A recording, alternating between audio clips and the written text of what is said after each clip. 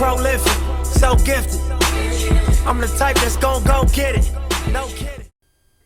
Hello, everybody. I'm here again checking in behind the gloves with Coach JB.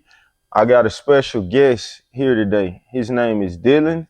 Hey, Appreciate it. you got a fight coming up March 7th. Tell me a little bit about yourself. Tell me your fight name. Yes, Let's start off with that. Absolutely. So my name is Dyllin, Speedy Albright. Speedy is my fight name. Kind of resembles back to my college days when I played college soccer.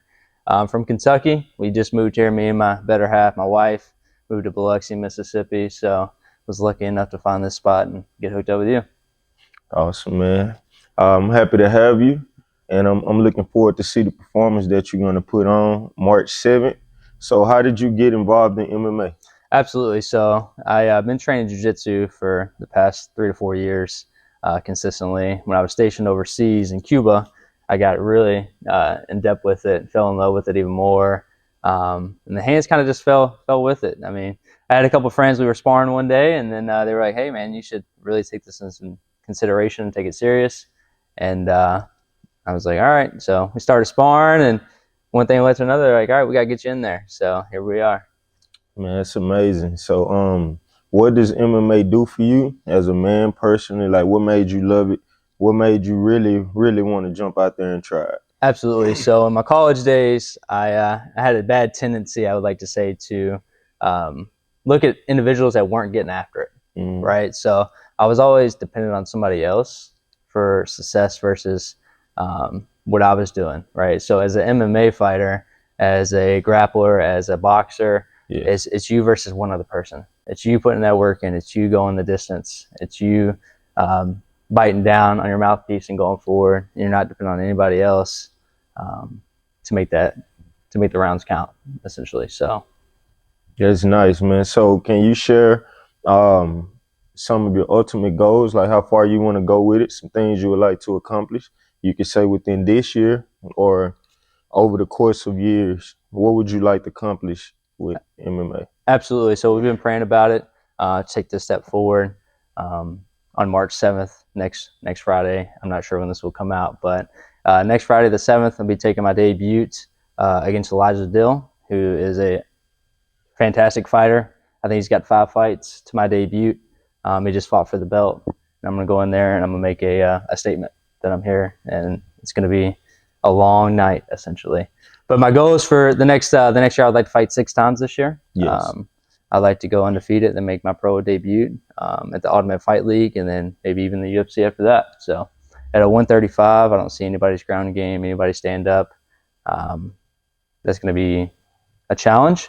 But then again, it's the hard work that you put in beforehand. That's well said, man. I absolutely love it. What are some challenges that you faced? Something that keeps you motivated and help you fight better? Something I feel like every fighter they deal with a little bit of internal pain somewhere from their upbringing. So if that like correlates with you, can you share anything about your upbringing or some type of challenge that keep you motivated? Absolutely. So first and foremost, I just want to say I would not be here without Jesus Christ. So before we even get deep into that, I want to just put that out there, because obviously that's the foundation that we abide by. So my upbringing wasn't the greatest. No disrespect to anybody that had any contribution within that. I was adopted when I was 7. Me and my sister didn't have it the best. I have 14 brothers and sisters. You know, grew up in a not so great area, as people like to say. Didn't really have the outlets that I probably should have. But then again, it creates a testimony for somebody that may be going through that same thing in life, that you can really be a rock foundation for. So I think that with a little bit about that, so I turned to soccer. I played soccer since I was 3. I went on to play in a professional development league. I was an All-American in college, went to the national championship, all that good stuff. But I found myself, put my identity in that, right? So I didn't have a foundation in the Lord that I needed to really grasp what life was. So I think that those hardships really built something in me that is always striving for something greater. And I think that this is a perfect outlet that the Lord has put upon me, that to make a statement, not just for myself, but for my family and for children that I hope to have one day. Awesome, man. All right, back to the fight. March 7th. How do you see the fight ending? How long do you think it'll last? What is your prediction? Yeah, so I always refer to Tank Davis as whenever he comes to his interviews. I'm not much for words, no disrespect to Elijah Dill, but I see a finish respectfully. I don't want to be disrespectful to him because he's putting in the same work that I am. He's man enough to come to the arena and step in the cage or the ring. I think that it's going to be a clinic. I think that I put in the work and the time and the sacrifices needed to make a statement, put on a show. So I'm excited. Yes, looking forward, man, to seeing this great, outstanding performance. So we're going to close it out right here. I want to ask, after your career is over, what do you see yourself doing once you decide to take the MMA gloves off and lay them down? What do you have plans for after your career is over? What would you like to do for the rest of your life? Absolutely. So I think that making an impact is number one, right? Yes. With the gloves on or with the gloves off, I think that you humble yourself with the Lord, and I think that no matter what you do, if you're making an impact for the next generation, that's what's mattering.